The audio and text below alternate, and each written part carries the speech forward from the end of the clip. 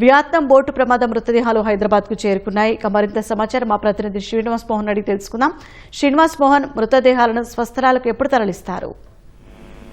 Shaheen Vietnam లో ఈ నెల 11వ తేదీ శనివారం జరిగినటువంటి ఘోర ప్రమాదం ఎదుర్కొంటూ దాంట్లో 15 మంది భారతీయులు మృతి జరిగింది. అందులో 3 ఆంధ్రప్రదేశ్ రాష్ట్రానికి చెందిన వారు ఉన్నారు. వీరికి సంబంధించి ఈ నెల 11వ తేదీన జరిగినటువంటి ప్రమాద ఘటన అనంతరం మృతదేహాల గుర్తింపు, అక్కడ దానికి సంబంధించిన శవ పంచనామా, ఇతర కార్యక్రమాలన్నీ పూర్తి చేసిన తర్వాత భారత రాయబార కార్యాలయం కూడా ఈ విషయంలో జోక్యం చేసుకుని ప్రస్తుతం మృతదేహాల తరలింపు ప్రక్రియను అయితే వేగవంతం చేయడం జరిగింది.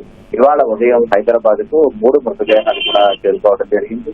ఈ మృతదేహాలను చనిపోయినటువంటి వారిలో ఒకరు మచిలీపట్నానికి చెందినటువంటి జయలక్ష్మి, అలాగే కడపకు చెందినటువంటి శ్వేతతో పాటు కృష్ణాయి జిల్లాకు చెందినటువంటి జయరాజు ఉన్నారు. వీళ్ళకి సంబంధించినటువంటి వీళ్ళకి సంబంధించినటువంటి మృతదేహాలను ప్రత్యేకంగా అంబులెన్స్ లను ఏర్పాటు చేసి వాటి ద్వారా మృతదేహాలను స్వస్థలాలను తరలించేందుకు రాష్ట్ర ప్రభుత్వం చర్యలు తీసుకుంది. ఏపీ ఎన్ఆర్టీ ఇందుకు సంబంధించి పర్యవేక్షణ చేయడం జరిగింది. కేంద్ర పౌర విమానాల శాఖ మంత్రి రామ్మోహన్ నాయుడు, అలాగే రాష్ట్రానికి సంబంధించినటువంటి మంత్రులు కొండపల్లి శ్రీనివాసు, అలాగే కొల్లు రవీంద్ర కూడా ఈ మృతదేహాల తరలింపు ప్రక్రియను ఎప్పటికప్పుడు పర్యవేక్షిస్తున్నారు. ముఖ్యమంత్రి చంద్రబాబు నాయుడు, నారా లోకేష్ ఇప్పటికే ఈ క్షతగాత్రులు, అలాగే ఎవరైతే పర్యాటక టూర్కి వెళ్లారో వాళ్ళకి సంబంధించిన వాళ్ళందరూ ఇప్పటికే విజయవాడ వాళ్ళ గమ్యస్థానాలకు చేరుకునేలా ఇప్పటికే మాట్లాడడం జరిగింది. ప్రత్యేకమైనటువంటి వేసాలను కూడా ఏర్పాటు చేసి మరి వాళ్ళకి ప్రత్యేకించిన బంధువులు కూడా వియత్నాం వెళ్లేలా కూడా చర్యలు తీసుకోవడం జరిగింది.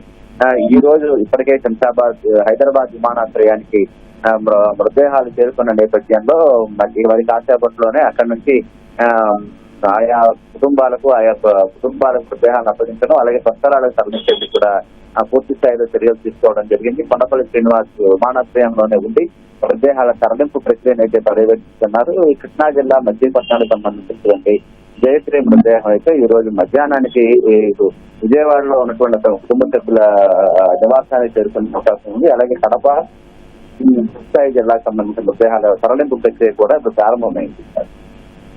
ధన్యవాదాలు శ్రీనివాస్ మోహన్.